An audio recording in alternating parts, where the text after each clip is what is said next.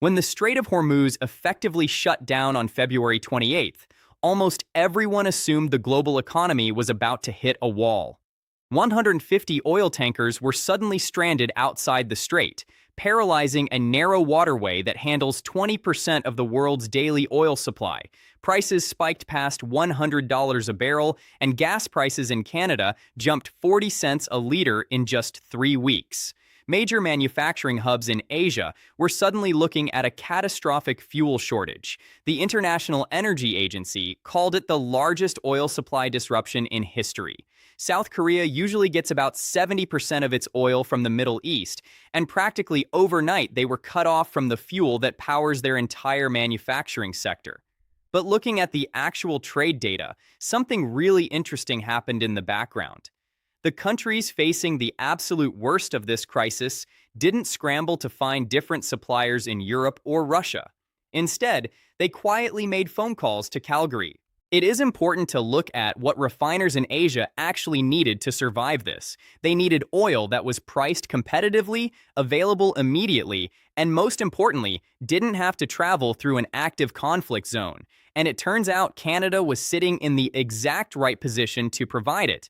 Official government data released this week confirmed that Canada's refined petroleum sector just posted its highest production year ever in 2025, hitting 117.1 million cubic meters. They have broken their own production records for 3 consecutive years. At the same time, crude oil production averaged 5.3 million barrels per day.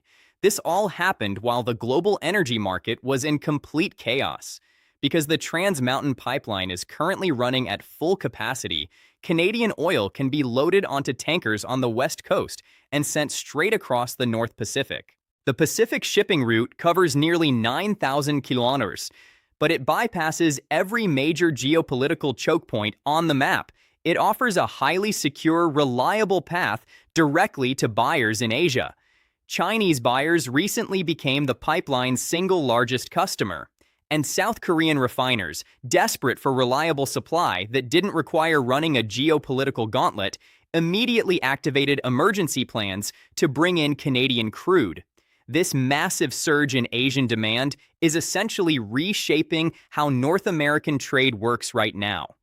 For years, the general assumption in Washington trade negotiations was that the United States didn't really need to rely heavily on Canadian energy.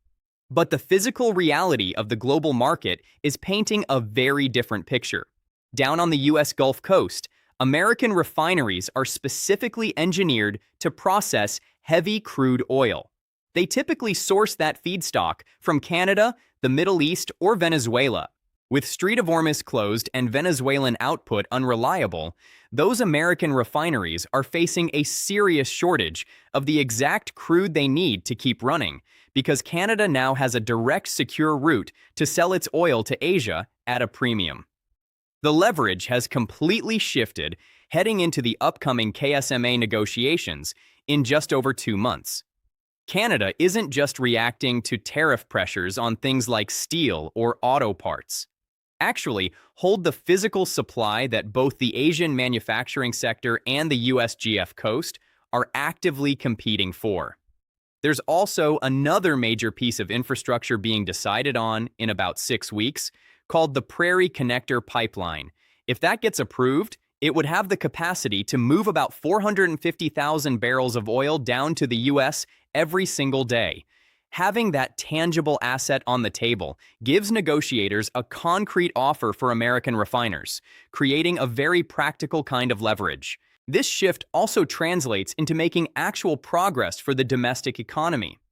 When a sector this large breaks export records, it gives people a sense of feeling in control of their financial future. Every major Canadian pension fund holds energy sector investments.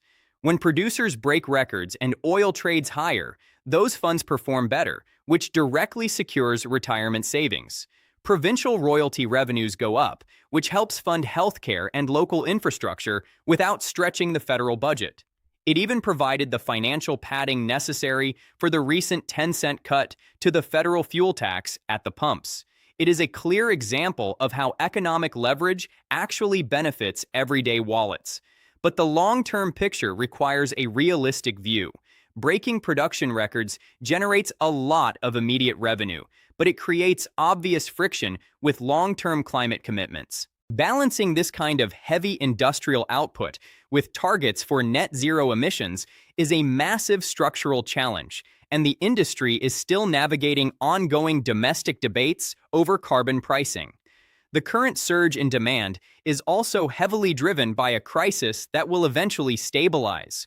Whenever the shipping lanes in the Middle East normalize and that traditional supply comes back online, some global buyers will naturally return to the suppliers closest to them. The pipeline capacity to the Canadian coast also has strict physical limits, currently maxing out around 890,000 barrels a day. So, the window to lock in these new global trade relationships and secure favorable long-term contracts isn't going to stay open forever. But for right now, the infrastructure that was quietly built over the last few years is doing exactly what it was meant to do.